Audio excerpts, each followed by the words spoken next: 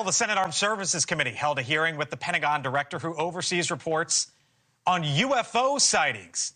It comes after the Department of Defense released its annual report on UFOs, also known as UAPs. The Pentagon office in charge of the sightings has been reviewing over 1,600 cases to date.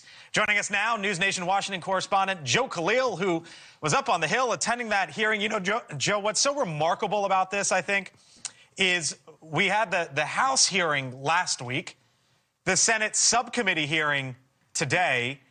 This was some of the first orders of business in both chambers right after the election.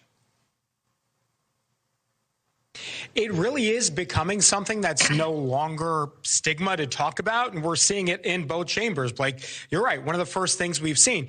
Big takeaways today from this hearing. The new director of AARO, John Koslosky, very humbly said before the Senate that while they've investigated and resolved hundreds of cases, there are still several that are unresolved, even after very intense scrutiny. They simply can't explain some of the phenomenon they're seeing on video and from firsthand credible witnesses. One story he told in detail of a law enforcement officer who saw an orange orb in the sky, drove to it, and I'll let you hear what he said happened next. Take a listen.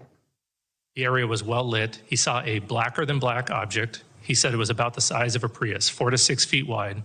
And as he got 40 to 60 meters away from the object, it tilted up about 45 degrees, and then it shot up vertically. He says 10 to 100 times faster than any drone he's ever seen before. And it did that without making a sound as far as he could tell from inside of his vehicle. And just as it left his field of view through his windshield, then it emitted very bright red and blue lights.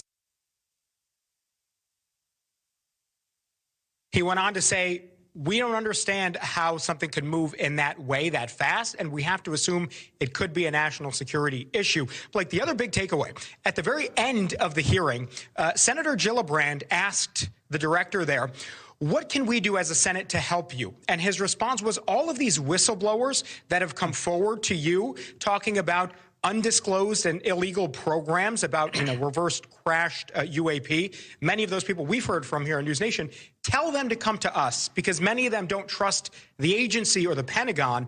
And he says we could use your help directing them our way.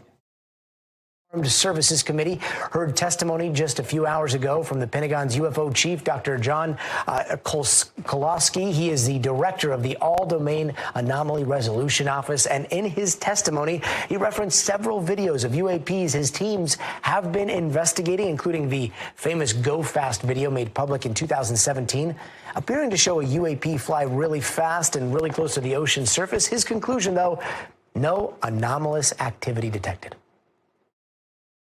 Through a very careful geospatial intelligence analysis using trigonometry, we assess with high confidence that the object is not actually close to the water, but is rather closer to 13,000 feet. A trick of the eye called parallax makes it look like the object is moving much faster. Parallax. We also got eyes on a new video of a reported UAP that the Pentagon is marking as resolved. This one was taken back in 2018 while Mount Etna in Italy was erupting. You see an object appear to be flying through gas clouds and volcanic ash. But again, through video analysis and 3D modeling, the Pentagon is determining that this was a balloon drifting in the wind. Now, not all the investigations, though, are cut and dry. Over 750 plus reports of UAPs were referred to the Pentagon to look into. So far, at least 21 of them are still a mystery. We heard testimony about several of those cases today, including a law enforcement officer's account of some sort of floating orb. Take a listen to this. A blacker than black object. He said it was about the size of a Prius, 4 to 6 feet wide. And as he got 40 to 60 meters away from the object, it tilted up about 45 degrees, and then it shot up vertically. He says 10 to 100 times faster than any drone he's ever seen before. It emitted very bright red and blue lights that illuminated the inside of his vehicle as brightly as if someone had set off fireworks just outside his vehicle. Yeah, so still some unresolved cases out there. Ryan Graves, co-founder of Americans for Safe Aerospace, joins us now. Ryan, thanks for being with us. Let's start real fast with your take on the old cases we heard about. Go Fast, Agua Dia, Mount Etna now. They are saying that those are case closed, according to the Pentagon. What are your thoughts on what we heard? Well, it's nice to see that they're putting some analytical effort behind these investigations. And if they determine that they are debunked or not of interest, I think that's, a step in the right direction to better understand this phenomenon. However, I would argue that some of these cases are quote unquote debunked or no longer of interest. Specifically, the Go Fast video itself was never really interesting because it was going fast. The pilots certainly didn't say that, nor did they name the video. If anything, the Pentagon simply debunked their own naming for that video. What is interesting, what's anomalous, is that that video was captured within minutes of the gimbal video, and it just goes to further show that there were many more objects operating in that area than the first video shows. Yeah, I mean, what we're missing here is the audio of that whole series, which is there's a whole fleet of them, and a lot of the details surrounding that incident. Do you think that everything is being taken into account here?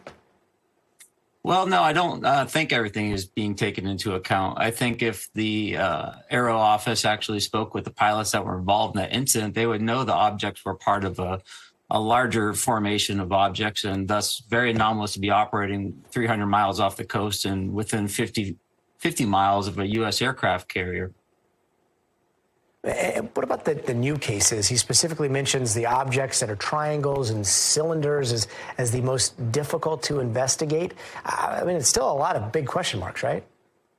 Yeah, absolutely. I mean, the fact of the matter is that there are videos that are confusing, and sometimes people are led to believe it might be a UAP when perhaps it's not. Some videos might be true anomalies that are unknown, but the reports that people are bringing in that are sometimes visual and not necessarily captured by a sensor are extremely anomalous and hard to explain, and often quite vivid in their anomalous nature. And I think today they talked about a few of those, but of course, those are the hardest ones to resolve. So I expect those to remain in a category that's their active archive. That means they're not necessarily actively investigating them. They've hit a wall and have no further detail. I imagine that some of the cases in there were probably pretty hard to explain. Yeah, I'm so glad you brought up sensors, too. I did want to get your thoughts on this new tool, the Gremlin, right, that's been rolled out by AARO. It's this kind of like a sensor fleet. If you can explain what the Gremlin could do here and what kind of answers it could give us. Yeah, ultimately what we've really learned about this conversation thus far is that we have a domain awareness gap in this country, international airspace, both in the training ranges off the coast of Virginia, as well as overhead bases within the United States. Now, whether they end up being drones or whether they end up being UAP, I think it's extremely important that we close the gap. And so I commend them for the capability that they're trying to field to some of these locations. And I think the more data we have, the closer we'll get to answers in this conversation and hopefully plug this national security gap. And yet those answers still continue to elude us. Ryan Graves, thank you so much for your time tonight.